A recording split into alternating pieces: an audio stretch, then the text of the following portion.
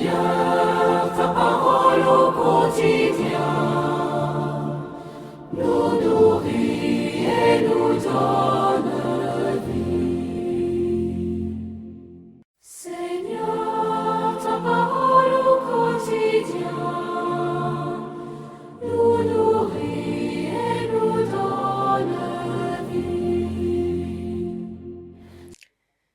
Lecture du livre des Actes des Apôtres, chapitre 19, versets 1 à 8. Pendant qu'Apollos était à Corinthe, Paul traversait le haut pays. Il arriva à Éphèse, où il trouva quelques disciples. Il leur demanda: Lorsque vous êtes devenus croyants, avez-vous reçu l'Esprit Saint? Ils lui répondirent: Nous n'avons même pas entendu dire qu'il y a un Esprit Saint. Paul reprit: Quel baptême avez-vous donc reçu? Ils répondirent: Celui de Jean le Baptiste. Paul dit alors: Jean donnait un baptême de conversion. Il disait au peuple de croire en celui qui devait venir après lui, c'est-à-dire en Jésus. Après l'avoir entendu, ils se firent baptiser au nom du Seigneur Jésus. Et quand Paul leur eut imposé les mains, l'Esprit Saint vint sur eux, et ils se mirent à parler en langue mystérieuse et à prophétiser. Ils étaient une douzaine d'hommes au total. Paul se rendit à la synagogue où, pendant 3 mois, il prit la parole avec assurance. Il discutait et usait d'arguments persuasifs à propos du royaume de Dieu. Parole du Seigneur. Nous rendons grâce à Dieu. Nous nourrit et nous donne vie. Royaume de la terre, chantez pour le Seigneur.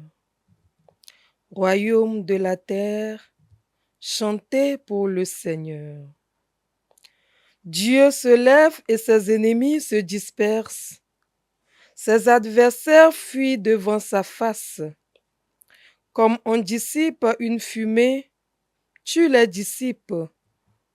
Comme on voit fondre la cire en face du feu, les impies disparaissent devant la face de Dieu.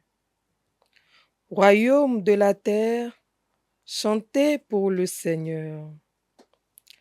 Mais les justes sont en fête, ils exultent. Devant la face de Dieu, ils dansent de joie. Chantez pour Dieu, jouez pour son nom. Frayez la route à celui qui chevauche les nuées.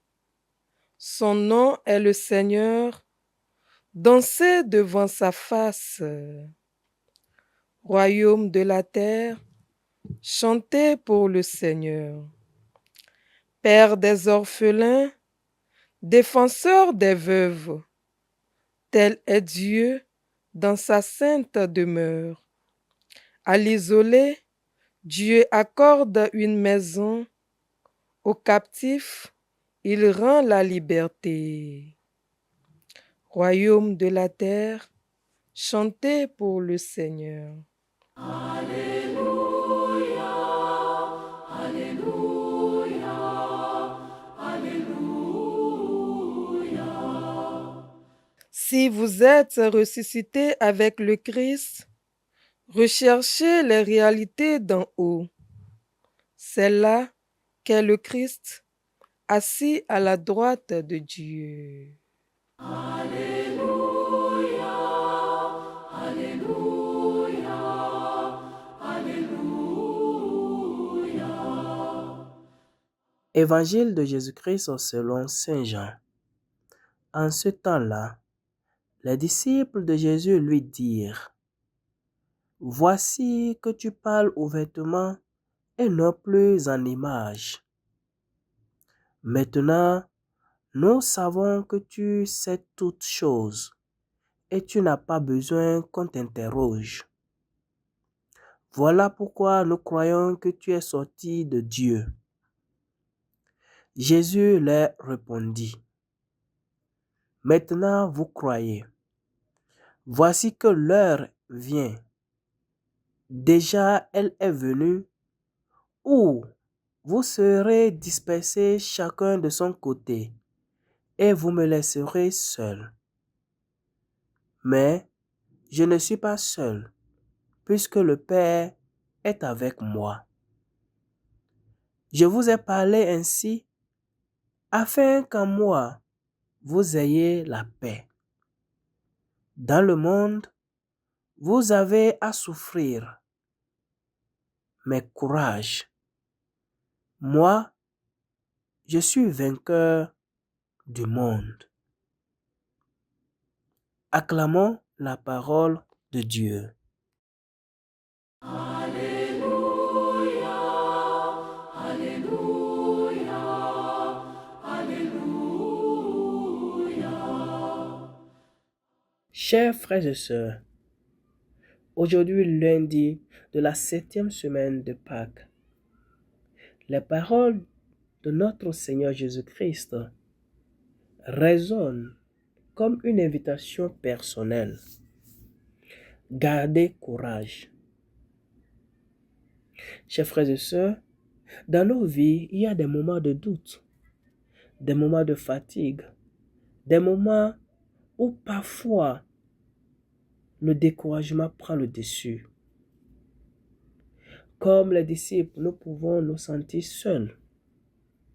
Mais Jésus nous rappelle une vérité essentielle. Il a déjà vaincu le monde. Cela signifie que nos épreuves ne sont pas la fin de l'histoire. Ce n'est pas la fin de notre histoire. Avec Dieu, il y a toujours une espérance. Et comme Saint Paul l'a montré, en aidant les disciples à accueillir l'Esprit Saint, nous aussi, nous sommes appelés à ouvrir nos cœurs pour recevoir cette force intérieure. Aujourd'hui, prenons un moment pour faire confiance à Dieu, même dans les petites choses. Car le courage chrétien, ce n'est pas de ne jamais tomber, mais de se relever avec foi, en sachant que Dieu marche avec nous. Que le Seigneur donne à tout un chacun de nous un cœur courageux et rempli de confiance. Seigneur, ta parole au quotidien